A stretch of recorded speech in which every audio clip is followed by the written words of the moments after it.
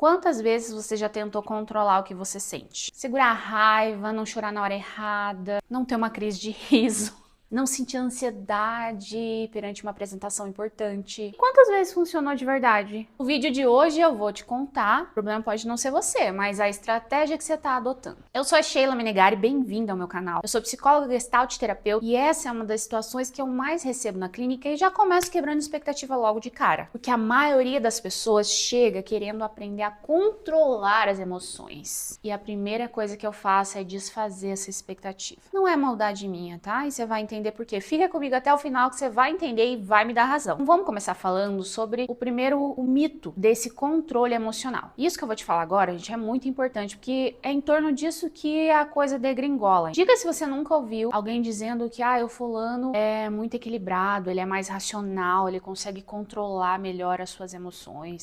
Porque o fulano é meio descompensado, emocionado. E a gente já tem uma crença popular, né? Uma cultura que valoriza mais o racional em detrimento do emocional. Em geral, a nossa cultura tende a olhar com certos preconceitos, uma pessoa que demonstra mais as suas emoções. E aí a gente tem um grande problema, porque nossas emoções, elas são como bússolas na nossa vida. Elas sempre têm uma função a cumprir no nosso organismo. Então, nenhuma emoção vem à toa, sejam elas boas ou ruins. Elas vêm porque a gente precisa, de alguma maneira, utilizar essas emoções para passar por alguma situação, enfim, para ser tocado pela vida, para sentir. Que afinal de contas, gente, imagina como é uma vida onde você não sente. Então, diante disso, será que o problema realmente é sentir? O segundo ponto desse mito é pensar que a emoção é um botão de liga e desliga. Então, sabe aquela velha história que se você vai trabalhar, por exemplo, do portão para dentro, né, ou que seja do login para dentro, você precisa desligar aquelas outras coisas que acontecem em outras esferas e não misturar a vida pessoal, né, não trazer aquilo emocional de um lugar para o outro. Gente, para com isso. Entendeu? Não existe essa possibilidade. Aliás, se você consegue em algum nível fazer isso, certamente você se quebra em algum pedaço, tá? Claro que existe uma separação saudável para acontecer. Só que você não deixa de ser uma pessoa e se torna outra por conta do ambiente. Às vezes, o que você faz? Um grande esforço para disfarçar ou para não pensar, para se alienar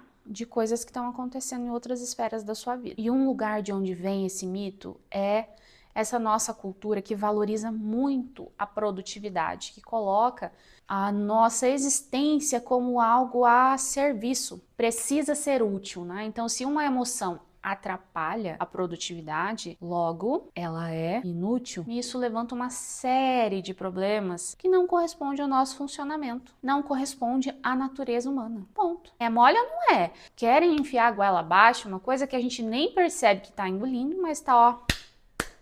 Então, nessa lógica, a emoção ela é um obstáculo a ser combatido. E aqui eu não estou dizendo que em algum momento ela não possa ser um obstáculo. Pode ser sim, pode ser um obstáculo que você precisa atravessar para uma relação que você está vivendo, mas eu não quero, aqui eu quero combater uma crença terrível que é ruim sentir, que existem emoções ruins. Algumas são sim difíceis de sentir, mas vamos tentar não categorizar em boas ou más, e sim entender que toda emoção tem uma função. Então, basicamente, o que eu tô te dizendo? Que existe uma confusão entre tentar controlar aquilo que se sente e tentar controlar aquilo que a gente faz com o que a gente sente. Agora vamos falar de uma realidade que é fisiológica. Um outro aspecto muito importante, gente, emoção é física, é fisiológico, a gente sente no corpo primeiro. Depois a gente pensa sobre isso, reflete, afeta o nosso psicológico. Claro, tudo isso acontece junto, mas veja só. Quando você sente medo, há uma descarga de elementos no seu corpo que vão despertar mecanismos de fuga, de luta ou de congelamento, adequados ou não ao contexto para você agir. Então você não pensa que você vai sentir vergonha, ou que você vai sentir raiva, ou que você vai sentir triste. Você sente primeiro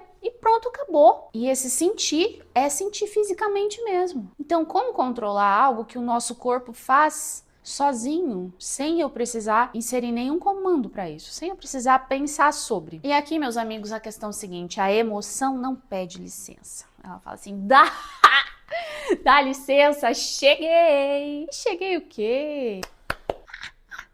Ai, seria bom se ela avisasse antes, né? Será? você acha? Você gostaria que as emoções avisassem antes? Comenta aqui, sim ou não? Falei de alguns mitos que envolvem essa ideia de que a gente pode controlar as nossas emoções. Agora, eu quero que você pause aqui um pouquinho comigo para reflexão. Pensa numa emoção que você costuma reprimir, tá? Pode ser uma raiva que você engole, e aí eu não sei se não tem uma gastrite por aí, um ciúme que você disfarça, uma tristeza que você não assume, uma inveja que você sente, mas não consegue nem dar esse nome. E agora me diz você, quando você tenta segurar isso, você consegue? Ela some de verdade ou aparece de outro jeito, ou fica ali incomodando? Sabe que às vezes ela pode até sumir dos seus pensamentos, mas ela vai aparecer no seu corpo e às vezes de um outro jeito. E a gente já falou disso aqui nesse canal, hein? O corpo grita. Agora eu quero te falar um pouco sobre o custo de tentar controlar aquilo que é impossível de controlar. Quando você tenta eliminar uma emoção do seu corpo, você, além de não conseguir fazer isso, você drena a sua energia para essa estratégia falha por princípio. Você faz uma espécie de supressão. Tem uma série de custos, porque além de você não resolver o problema ou não deixar aquela emoção cumprir aquilo que ela veio fazer, você ainda gasta uma energia danada tentando sufocar aquilo. É como você tentar silenciar uma panela de pressão que tá pressurizada e com o fogo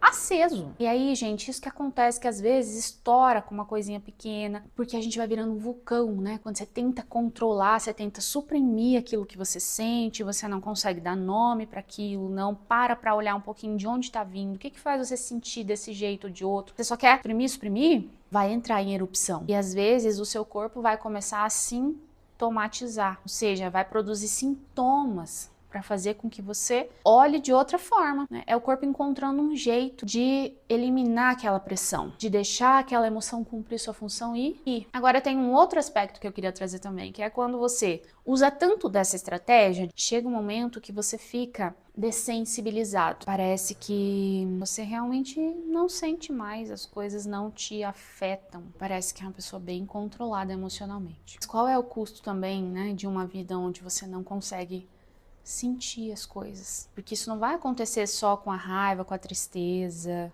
Também vai acontecer com a alegria, com a satisfação, com a capacidade de se surpreender com as coisas da vida, né? Com as pequenas coisas, sabe? Fica desbotado. Agora, não é porque você perde o contato com essas emoções também que elas desaparecem. Gente, não é fácil não, viu? Mas depois que a gente aprende, vai simplificando. Agora, conta pra mim aqui nos comentários qual tipo de emoção você mais evita sentir. Raiva, é medo, é tristeza, é ansiedade, o que que é? Coloca aqui. Mas agora eu vou te falar então o que de fato é possível fazer. Aquilo que você faz com aquilo que você sente. Ai, ufa, ainda bem que tem alguma coisa que eu possa fazer. Eu tô lá numa reunião de trabalho, tá? Daí a minha coleguinha fala...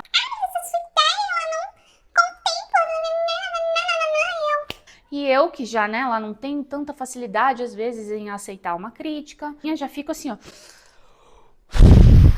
E aí, o que que eu vou fazer? Eu vou sair esbofeteando na cara da pessoa? Claro que não, né, gente? É claro que não. Eu, porque trabalho meu autoconhecimento, consigo reconhecer que aquilo que eu estou sentindo é raiva.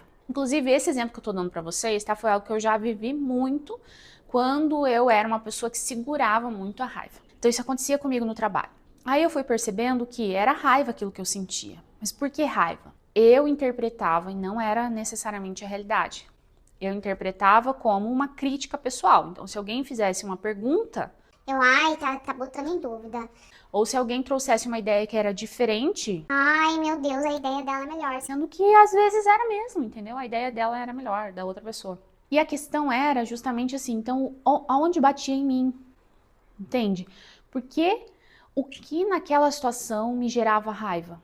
Eu precisei olhar para isso. E quando eu identifiquei que não eram as outras pessoas, e sim a minha história de vida, do quanto isso tinha a ver com a minha história, com a minha educação, aí eu consegui ir mudando. A raiva tinha uma função importante, que era me mostrar o quanto eu tinha dificuldade, às vezes, de uma conversa onde fossem colocados diversos pontos de vista sem me armar para aquilo. Porque no passado, talvez eu sempre entendi como uma questão de afronta pessoal. E eu precisava me desarmar daquilo porque não era mais uma realidade. Isso fez com que eu pudesse exercitar mais a habilidade de segurar a minha reação, não a minha emoção. Gente, aqui tem uma diferença que é crucial, eu saber segurar, controlar a minha reação. Número 1 da estratégia. Reconhecer. Saber quando a emoção tá ali presente, quando o seu corpo foi invadido, isso acontece no corpo. Então aprenda a sentir o seu corpo, a dar atenção para isso, gente. É a barriga que dói, é a garganta, é o braço, é a mandíbula que trava. Como que é que o seu corpo reage, tá? Reconhecer e dar um nome para isso. Então, se eu consigo dizer, é medo isso que eu tô sentindo, pronto, eu vou direcionar um pouco as minhas ações para aquilo que vai fazer eu lidar com o medo. Só nomear, gente, já muda muita coisa. Então, quando você nomeia, você já tá ali trabalhando uma pausa, que é o passo 2 dessa estratégia, que é pausa. Pausar e não reprimir, tá? Pausar para daí poder mobilizar os meus recursos intelectuais, cognitivos, racionais. Então a emoção veio, ela não respeita a razão, simplesmente ela vem e atropela. Quando eu pauso, eu chamo parte do meu cérebro capaz de dizer assim: Ah, gente, vamos organizar essa farra aí, pera aí. e aí eu vou poder escolher que ação tomar, racionalizando, não reprimindo. Para então ir para o número 3, que é escolher a resposta. Escolher a melhor resposta para aquilo que você precisa, para aquilo que a emoção vem te pedir. Então, se você reconhece e pausa, essa resposta ela deixa de ser automática, passa a ser uma escolha. E você que me acompanha já sabe que onde tem escolha tem saúde, saúde. Saúde! Isso aqui eu vou deixar passar? Isso aqui eu vou chamar a pessoa pra conversar? Eu vou falar pra ela que eu gostei ou não gostei? Não, não vou falar pra ela porque é uma coisa minha que eu preciso lidar. Diante de uma mesma emoção que se repete, a tua escolha pode ser diferente, porque a necessidade vai ser diferente. Espero que tenha deixado claro para você que a gente não controla, mas pode sim escolher o que fazer com essas emoções. E da próxima vez que surgir aí uma emoção difícil de gerenciar, reconhecer, nomear já muda tudo. Pausar e escolher a ação. E se esse tipo de ferramenta te interessa, se inscreve aqui, porque nesse canal é disso que a gente trata, de situações do dia a dia corriqueiras que pode utilizar para se conhecer melhor e ter uma vida melhor. E se você ainda não viu os outros vídeos do canal, tá na hora, viu? Beijo, até o próximo vídeo, tchau!